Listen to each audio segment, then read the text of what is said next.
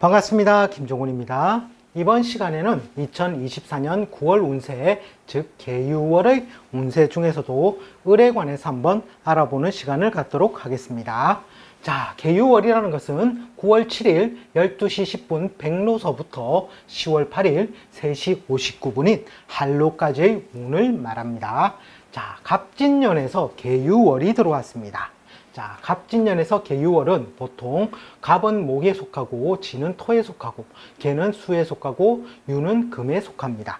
뭔가 이런 것들이 이 오행이 뭔가 치우침이 발생했을 때 그러한 치우침이 발생한 경향성으로서 보통 달이 이루어지는데 지금 같은 경우에는 목, 토, 금, 수로 뭔가 벌어져 있죠. 자, 그래서 뭔가 확실한 이벤트는 일어나지 않는데 이 진에서 보면 지장간이 을계무라는 것이 있습니다.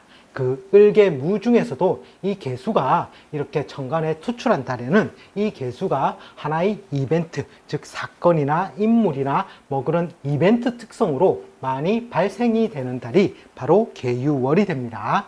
자, 그러면 이 계유월에서 이 을의 입장에서 천간의 10개 천간의 12운성을 한번 알아본다면, 자, 갑은 겁재의 별이 되죠. 겁재는 태지로서 제살에 들어가 있습니다. 즉 독한 기질을 가지고 있겠죠. 그래서 이런 제살이라고 기운이 없다고 해서 덤비면 안 됩니다. 왜냐하면 이 태지의 제살이라는 것은 즉 비인의 별을 가지고 있기 때문에 꾀돌이도 되고 이를 악물고 독한 기질을 가지게 되는 것이기 때문입니다. 자, 그리고 이 을은 비견의 별이 되죠. 나의 기운은 어떻게 됐습니까? 절로서 완전히 끊어진 상태가 되어 있습니다. 자, 갑도 태지로서 갑갑한 상태이지만 나의 기운은 오히려 더 많이 기운이 꺾어져 있는 상태가 되겠죠. 자, 그리고 병이라는 것은 상관의 별이 됩니다. 이 상관의 별은 굉장히 을의 입장에서는 이 상관을 잘 쓰게 되는데 이 상관마저도 사지, 즉 죽음의 상태로 들어간 것과 진배 없는 상태가 되어 있습니다. 즉 육계살이라는 것은 저승사자를 만난 것과 같은 상태라는 거죠. 즉 이 을의 입장에서 이 상관이 사지라는 것은 여자 경우에는 딸이 되겠죠. 남자 같은 경우는 구설 잡음이 실제로는 이제 좀 줄어들 수 있는 그런 부분도 될 수가 있습니다. 유흥도 좀 줄어들겠죠. 자, 그리고 정은 이제 보면은 식신의 별이 됩니다.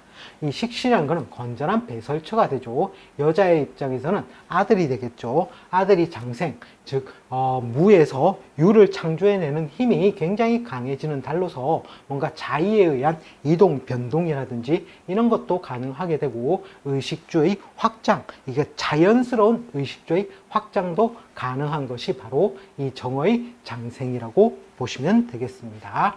자, 무는 정제의 별이 되죠. 정제의 별은 남자의 경우에는 배우자가 됩니다. 자, 그것이 사지에 들어갔습니다. 뭔가 기운적으로 굉장히 위축된 상태가 되겠죠. 따라서 배우자의 건강 관리라도 좀 신경을 써 보는 달이 바로 계유월이 되겠습니다. 자, 그 다음에 기는 편재의 별입니다. 편재의 별이 장생을 하니 뭔가 큰돈융통의 기운이 이번 달에는 약간 조성되는 그런 달이 될 것입니다. 즉 그리고 또 한편으로는 부친의 별이 되죠. 부친이 뭔가 세일을 가담한다든지 또는 뭔가 자의에 의해서 부친이 어디로 옮기려고 하신다든지 그러한 기운들도 실제로는 계유월에 존재를 할 것입니다. 자, 그리고 경과 신은 유에서 제왕과 걸럭으로 굉장히 세력이 강합니다.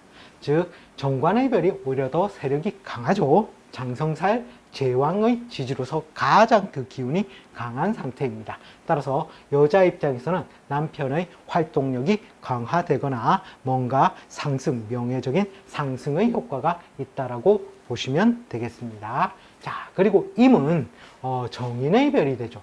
정인의 별이 목욕지에 들어갔습니다. 정인이라는 것은 학문성도 되죠. 학문을 하는데 뭔가 소모 지출을 동반해서 학문성을 이룩할 수도 있고 또 한편으로는 모친의 별이 목욕지에 드니 뭐 괜히 잘 이제 조신하게 계시던 부모님께서 갑자기 뭔가 시선 이목 집중을 받기 위해서 이제 소모 지출을 동반한다든지 그러한 것들도 솔직히 있을 수 있는 달이 되겠습니다. 자, 그리고 개는 편인의 별이죠.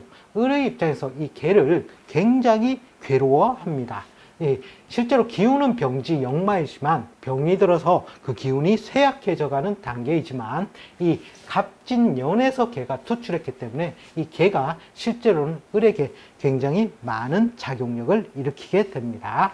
자, 그것이 바로 편인의 역할이죠. 육친상 편인은 일의 지연이라든지 수하인의 건강 불안 또는 문서 취득인데 이 문서라는 것이 편인이니까 그렇게 정인보다는 좋지 못한 문서가 되겠죠. 또는 사업 축소나 위축, 보통 이런 경우에 수하인의 건강 불안뿐만 아니라 괜시리 차가 고장난다든지 그런 것들도 실제로 일어나게 됩니다.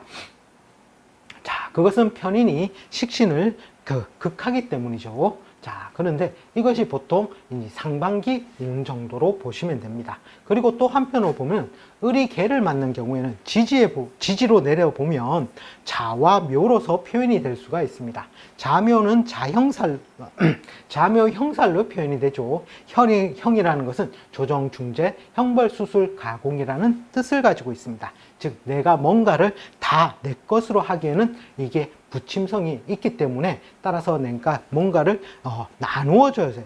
나누어 주어서 이렇게 일을 획책을 해야지 그 일이 진행이 된다는 뜻이 되고 또는 조정 중재를 과정을 거치게 되므로 이럴 때는 뭔가 구설 잡음도 동반하게 됩니다. 또는 실제로는 범칙금이라든지 이런 것들도 실제로는 날아올 수 있는 달이 되겠죠.